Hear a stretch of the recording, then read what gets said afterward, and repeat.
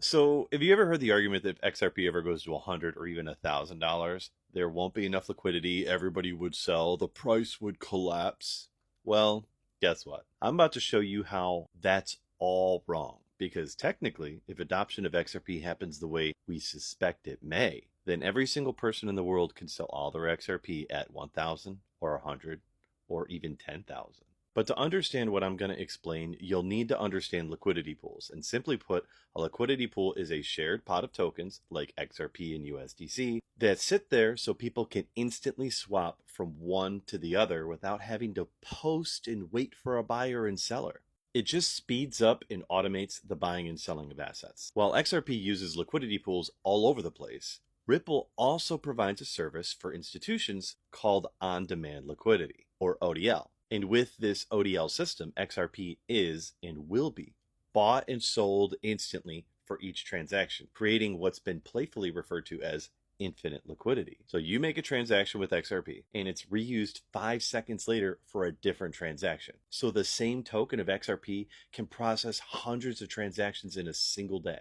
Now imagine Ripple's ODL scales to even 10% of Swift's volume in cross-border payments. The DTCC utilizes XRP as well as other institutions and derivatives all happening at once. So massive adoption's happening. All of the institutions that don't custody their own XRP, they would be using ODL for their transactions, instantly buying XRP and instantly selling it off for each transaction, which is the core of ODL. So if XRP hits $100 or $1,000 and retail sells off, the institutions will keep buying and selling, not to hold, but to use. That's what creates this continuous liquidity. So you have to imagine 100 million transactions all happening in the same day under massive adoption. And every single transaction is constantly buying and selling massive amounts of XRP and selling off massive amounts of XRP to handle these transactions that they're sending across chain.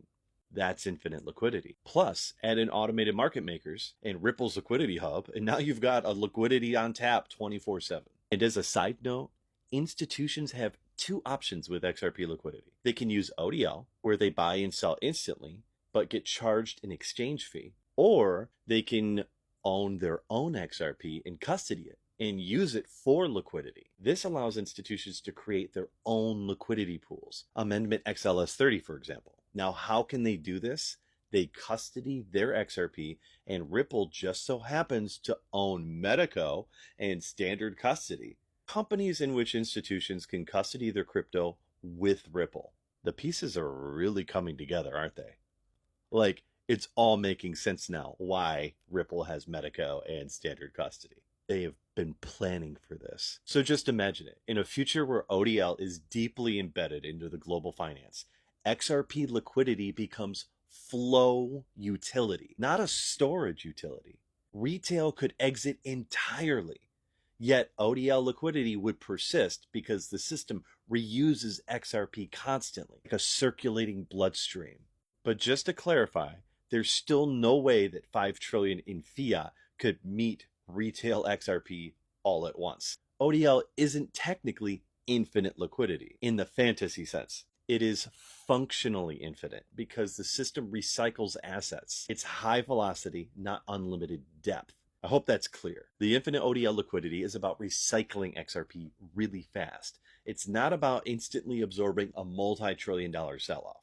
So obviously, if XRP went to $1,000 and the whole world tried to sell at the same time, that might definitely clog some things up. But if retail sells at a normal, reasonable rate, that volume would easily be absorbed into the XRP bloodstream as retail cashes in their gains. And before you try to pipe into my comments and say ODL is for institutional usage, not retail exit liquidity, my answer to that is that Ripple's been making it clear that it is working toward a unified liquidity framework. A real example is that they're connecting their Prisma aggregator to XLS30, the on-chain automated market maker. That means their ODL, liquidity hub, and even retail DeFi pools will eventually meet the same liquidity system. Been investigating using DEX services for ODL, and that would include being able to trade against AMMs. That doesn't currently happen. Prisma can use DEX liquidity. Prisma can also use multiple exchange liquidity, and it can break It can break large transactions into smaller transactions. It can aggregate them to sort of more intelligently take advantage of liquidity. So that's what Prisma does. We have started a major effort to integrate DEX use into ODL. So if you weren't bullish before, you better be now. Wealth, love, and authenticity to you all.